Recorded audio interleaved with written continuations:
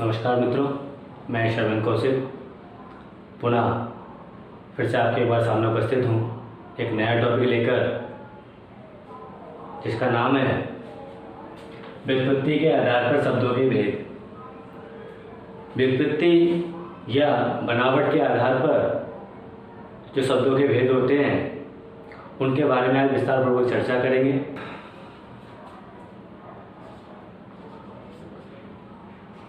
व्युत्पत्ति या बनावट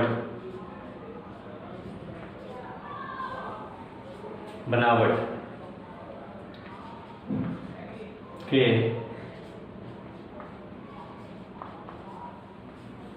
आधार पर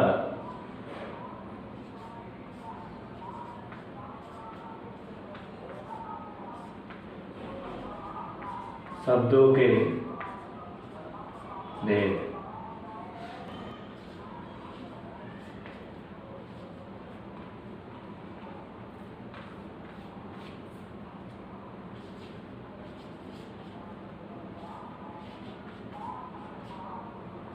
व्युत्पत्ति तीन प्रकार।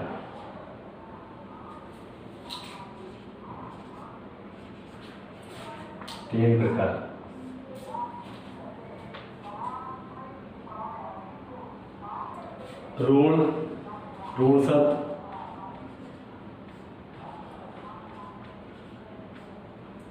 नंबर 2 यौगिक शब्द,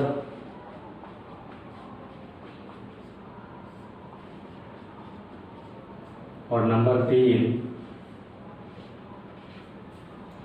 योग ऋण शब्द।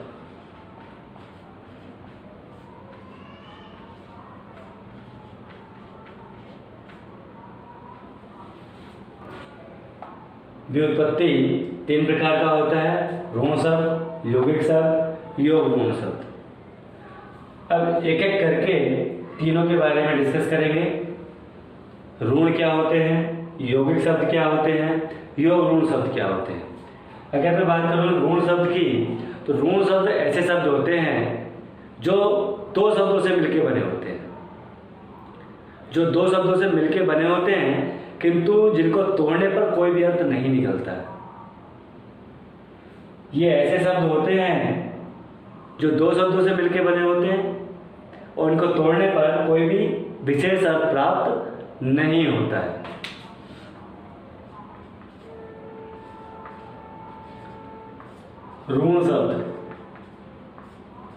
ऋण शब्द क्या है?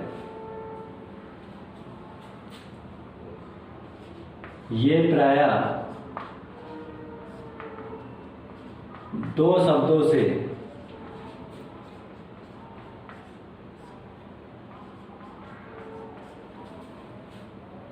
मिलकर बना होता है।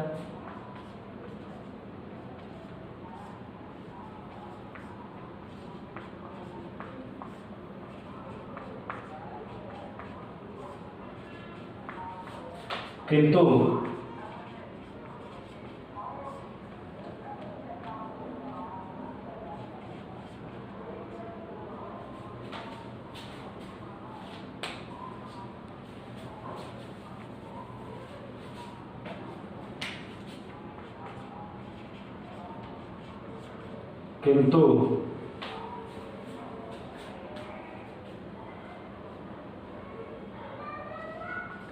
इनकी संधि विच्छेद करने पर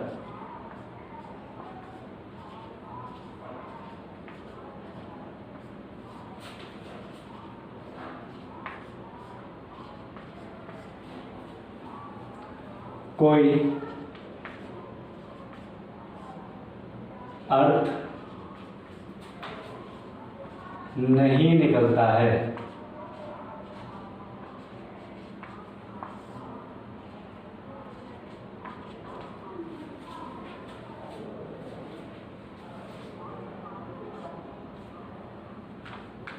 ऋण शब्द कहलाते हैं।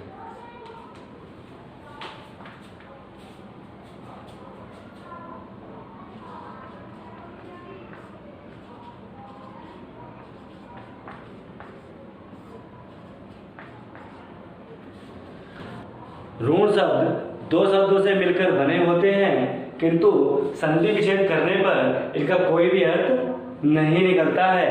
ऐसे शब्द क्या कहलाते हैं? हमारे ऋण शब्द कहलाते हैं। जैसे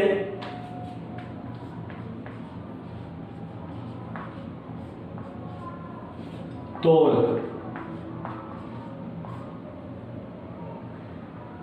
मोल,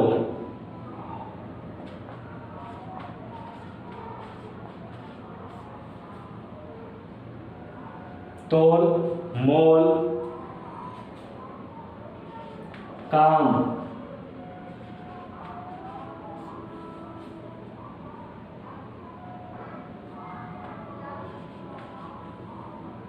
गधा,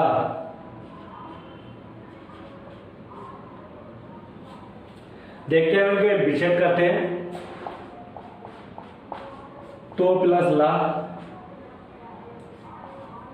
मो प्लस ला, का प्लस मा, का प्लस धा।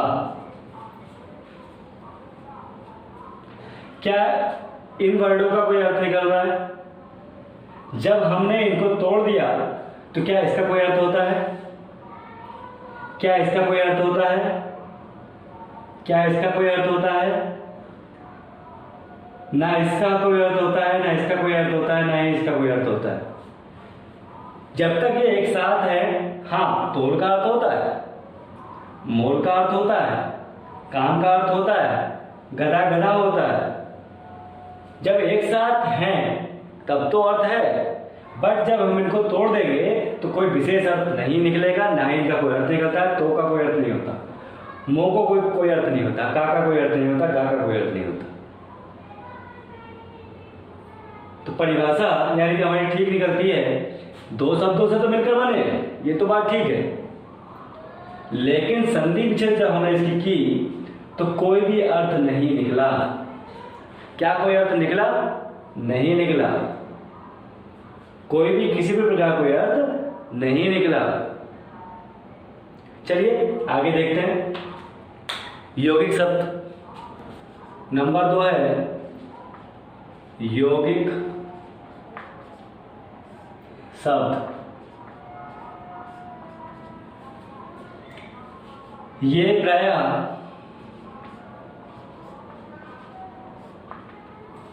ऋण शब्द के उल्टे होते हैं।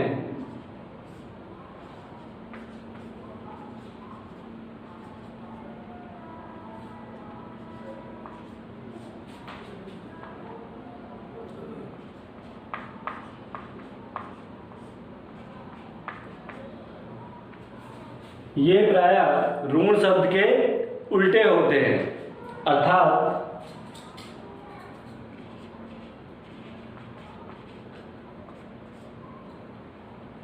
जिनकी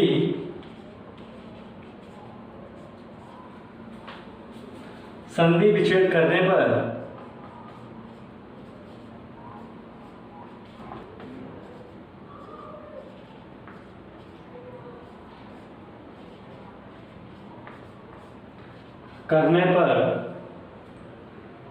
अर्थ निकले।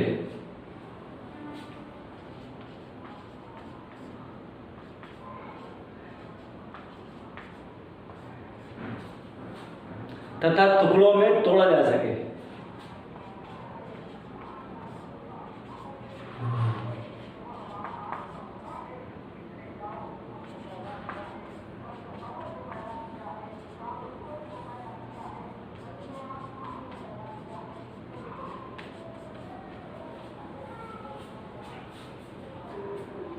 यौगिक शब्द ऋण शब्द के उल्टे होते हैं, संधि विच्छेद करने पर अर्थ निकले और उन्हें टुकड़ों में तोड़ा जा सके। जैसे एग्जाम्पल देखते हैं।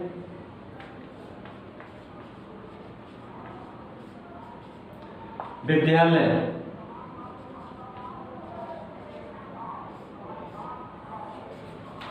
विद्या प्लस आलय,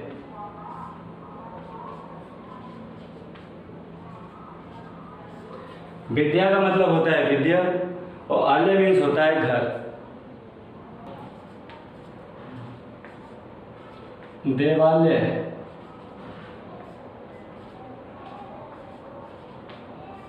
देवा प्लस आलय। इसी प्रकार से 3 नंबर पे है देव ऋषि,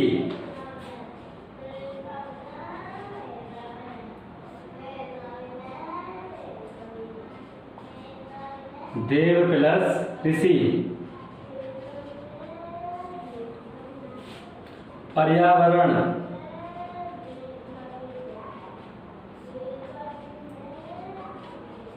परि प्लस आवरण।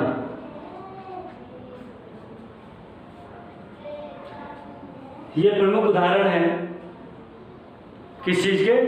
हमारे यौगिक शब्द के।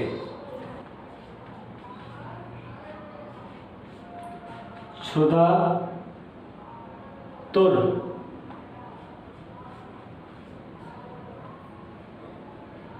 क्षुधातुर,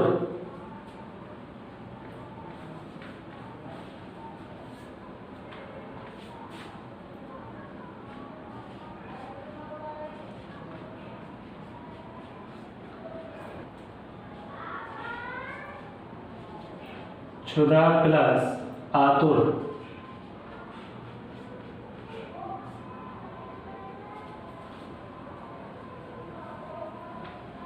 अब एक ट्रिक नोट कीजिए। ट्रिक क्या होती है? अब आप कहोगे सर इसमें भी आप ट्रिक पढ़ा रहे हो, क्या करें, अपनी आदत से मजबूर है। संधि, समास, संधि समास उपसर्ग तथा प्रत्यय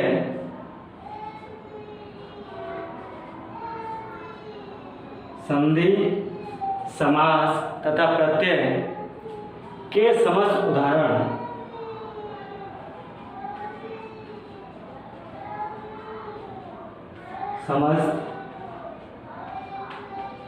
उदाहरण यौगिक शब्द के अंतर्गत आते हैं। यौगिक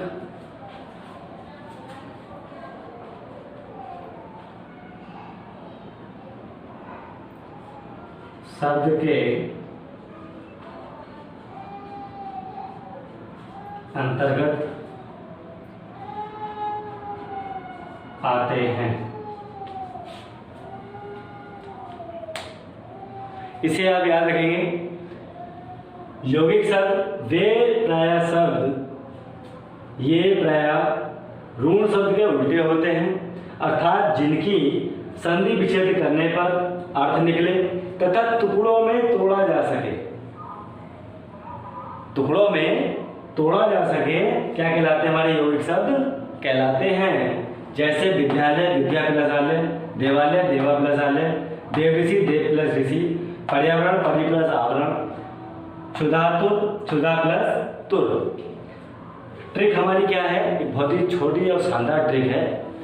संधि समास उपसर्ग तथा प्रत्यय के समस्त उदाहरण, संधि समास उपसर्ग प्रत्यय के सारे उदाहरण, जितने भी उदाहरण बने हैं सारे के सारे हमारे किस में आएंगे? यौगिक शब्दों में आते हैं। नंबर 3 योग ऋण शब्द। अब योग ऋण क्या होता है भाई? योग ऋण वे शब्द हैं जिनका अर्थ व्याख्या करने पर तीसरे व्यक्ति पर जाए। योग ऋण वे शब्द हैं जिनका अर्थ व्याख्या करने पर तीसरे व्यक्ति पर जाए, योग ऋण शब्द कहलाते हैं। चलिए देख लेते हैं। योग ऋण शब्द वे शब्द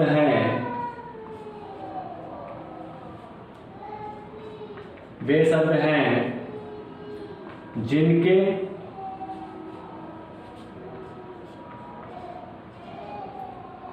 जिनका अर्थ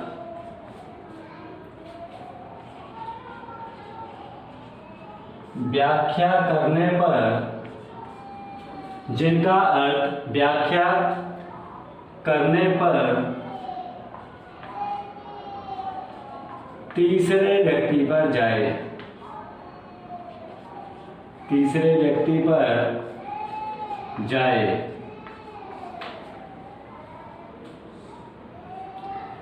क्या कहलाएंगे?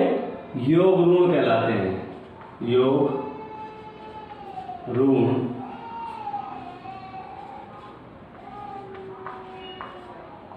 कहलाते हैं। ऐसे शब्द जिनका अर्थ व्याख्या करने पर तीसरे व्यक्ति पर जा रहा है क्या कहला रहे हैं? योग ऋण कहलाते हैं। एक लाइन और डाल देंगे इसमें, नोट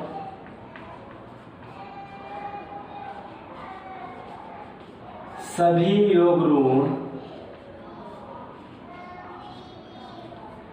बहुविग्र समास होते हैं। सभी योग ऋण शब्द बहुविग्र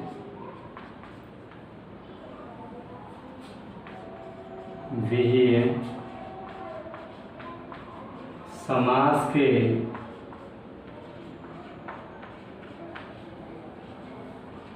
उदाहरण होते हैं।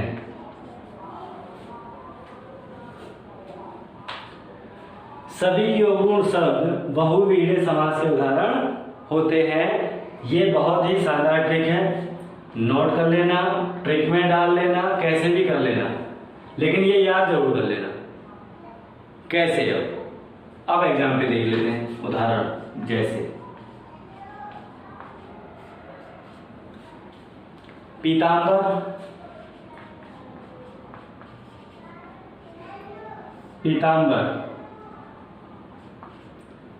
पीत प्लस अंबर, पीला हो अंबर जिसका, कौन है? विष्णु। तीसरे अर्थ में जा रहा है, पीला हो अंबर जिसका, विष्णु। आशुतोष, आशुतोष आशु प्लस आशुतोष, आशु प्लस तोष। आशु का मीनिंग होता है शीघ्र और तोष का मतलब होता है प्रसन्न। आशु का मतलब होता है शीघ्र और तोष का मतलब होता है प्रसन्न, यानी कि शीघ्र प्रसन्न होने वाला, शीघ्र प्रसन्न होने वाला। कौन है? शिव है। और कौन है? शीघ्र प्रसन्न होने वाला कौन कहलाएगा? आपका शिव कहलाएंगे, भगवान शिव। नंबर 3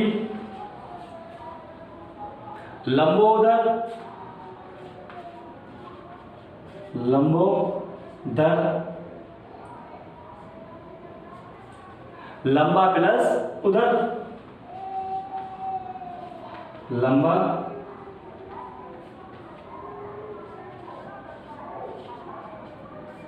प्लस उदर। लंबा मीन्स लंबा होता है, उदर मीन्स होता है पेट। उदर मीन्स पेट, लंबा मीन्स होता है लंबा। लंबा पेट किसका है? गणेश जी का। तो भगवान कौन हो गए? ये गणेश। यहां कौन हो गए? विष्णु।